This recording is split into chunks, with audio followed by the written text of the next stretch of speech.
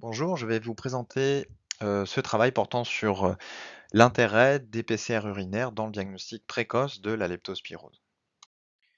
Tout d'abord, la leptospirose est une pathologie zoonotique, c'est-à-dire qu'elle est transmise à partir d'un réservoir animal, principalement à travers un environnement contaminé par l'urine de rongeurs. Cette pathologie va être responsable d'une diffusion à de nombreux organes et d'une pathologie parfois sévère. Un des organes cibles est le rein et une excrétion urinaire est constatée dans la maladie. Cette pathologie a une incidence croissante, notamment au cours des dernières années en Guyane. Lorsqu'on s'intéresse au diagnostic biologique de cette pathologie, nous avons d'une part la possibilité de poser un diagnostic avec la sérologie à partir de la deuxième semaine, mais pour les patients consultant en première semaine, c'est à travers la PCR que nous allons réaliser le diagnostic. La PCR sanguine est habituellement recommandée, tandis que la PCR urinaire est beaucoup plus controversée, notamment du fait d'une supposée excrétion urinaire retardée et uniquement visible en deuxième semaine dans cette maladie. L'objectif du travail était donc d'analyser et comparer la sensibilité des PCR urine et sang précoces dans le diagnostic de la leptospirose.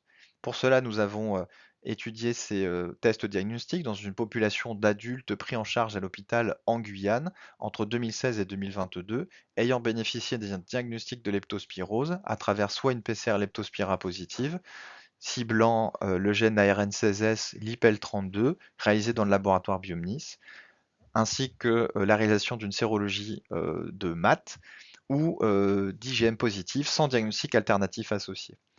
Nous avons donc analysé la sensibilité en fonction du délai écoulé depuis le début des signes et nous avons recherché des facteurs associés à cette sensibilité pour la PCR sanguine et la PCR urinaire en calculant des odds ratios ajustés à l'aide d'une régression logistique multivariée. Ici, vous constatez le diagramme de flux représentant les prélèvements réalisés chez les patients. Donc, dans une population de 188 cas probables et confirmés, 3 quarts des patients avaient une PCR sanguine ou urinaire réalisée.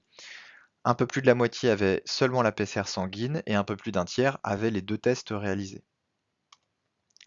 Lorsqu'on s'intéresse à la sensibilité, au cours du temps de ces, 2 tests, on voit ici en rouge que la PCR sanguine avait une positivité qui, diminuait de façon importante au cours du temps et assez rapide, tandis que la PCR urine gardait, une sensibilité assez haute, y compris pour des prélèvements tardifs, notamment réalisés après J10.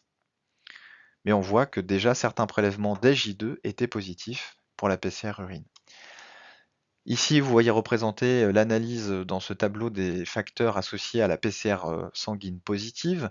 En analyse bivariée, l'âge et la gravité augmentaient la sensibilité de ce test.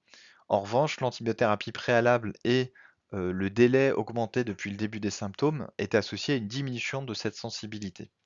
En analyse multivariée, seul le délai écoulé depuis le début des symptômes était associé à une moindre sensibilité de façon indépendante.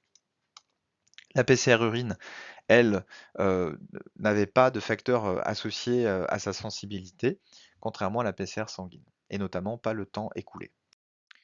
Lorsqu'on s'intéresse de façon plus précise à un groupe de patients ayant bénéficié de façon concomitante, c'est-à-dire le même jour, de PCR sanguine et de PCR urinaire, on constate deux choses. La première, c'est que les patients prélevés de façon très précoce entre J2 et J4, ils n'étaient pas nombreux, mais sur 9 patients, 7 avaient quand même une PCR urinaire positive. Et pour des patients prélevés en fin de première semaine, entre J5 et J7, on constate que à peu près la moitié des cas étaient positifs dans le sang et par contre 100% étaient positifs dans les urines. Ce qui conduit à obtenir en fait des patients avec des résultats discordants et notamment donc des patients ici ils étaient 7 qui avaient une PCR sanguine négative en première semaine alors que la PCR urine était positive, ce qui va à l'encontre de l'excrétion urinaire retardée présupposée. Enfin, pour terminer, ici est représentée la probabilité d'avoir une PCR sanguine positive ou urinaire positive, en tenant compte des modèles de régression logistique. Lorsqu'on fait coïncider ces courbes, on constate que environ aux alentours de J4, on obtient un croisement de cette courbe et qu'il est fort probable que des patients prélevés en fin de première semaine aient finalement plus de chances d'être positifs dans les urines que dans le sang. Pour terminer, cette étude a quelques limites, notamment l'absence de groupe contrôle, des prélèvements non standardisés, mais on peut quand même conclure à une sensibilité élevée de la PCR urinaire en première semaine, et il s'agit donc ici d'un plaidoyer pour l'utiliser de façon plus importante, y compris à la phase précoce. Je vous remercie.